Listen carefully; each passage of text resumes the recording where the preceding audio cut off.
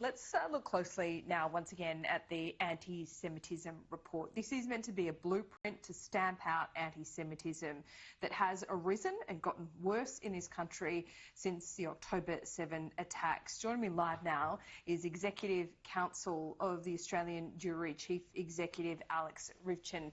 Alex, thanks so much for your time. It's been a while since we had you on the program. I wanted you back because not only are you at the forefront of protecting or trying to get a better outcome for Australian Jews, but you've been a victim yourself of this kind of anti-Semitic attack on your home, which must have been absolutely chilling. What do you think of this plan, and do you think it will make a real difference in your life? Look, I think the plan is incredibly well thought through. It's thorough, it's comprehensive, and critically, it deals not only with the manifestations of anti-Semitism, but it deals with the precursors. It recognises that a lot of the problems that we have in society, that fire bombings, that abuse of people on the streets, the daubing of cars, these things don't just miraculously occur. They occur through a period of radicalisation, of incitement, of disinformation, which largely occurs online.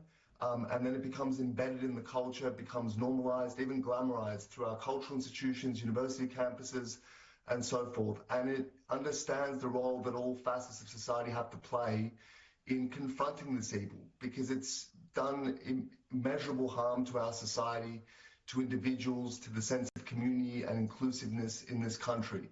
So I think the plan is a wonderful tool. It's a blueprint for how we can climb out of this state of crisis and get back to being a decent, tolerant, self-confident, humane society, which we've always been.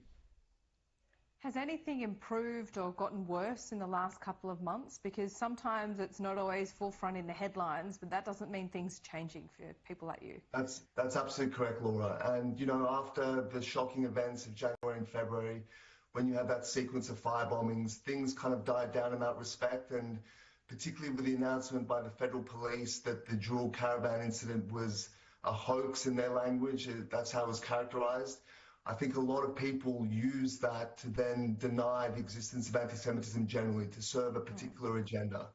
But the experience of the Jewish community hasn't really changed. And speaking to members of my community up and down the country in the intervening months, little has changed in terms of, again, the abuse that Jewish Australians face on sporting fields, in schoolyards, in public transport, university campuses, the exclusion of Jewish artists and creatives from their sectors. It's rife and it's happening.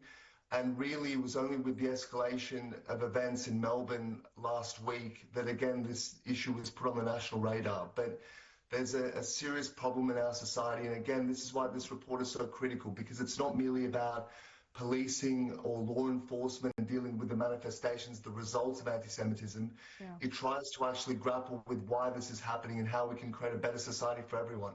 There has been increasing criticism of Netanyahu and his government and the argument of proportionality in Gaza. I know that, you know, Trump and Bibi have been working on a ceasefire deal. Bibi spent days in Washington and there was no deal in the end.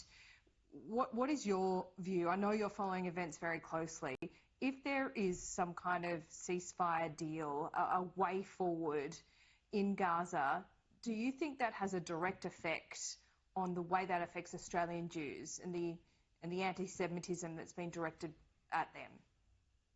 Look, in terms of anti-Semitism in Australia, I'm not optimistic. I think we've reached a tipping point where even if there's a ceasefire or a long-term end of conflict between Israel and Hamas, I don't think things will return to normal, because we've seen such an outpouring of anti-Semitism, of hatred. We've seen such a successful manipulation of the public to believe conspiracy theories and myths and stereotypes about Jewish people.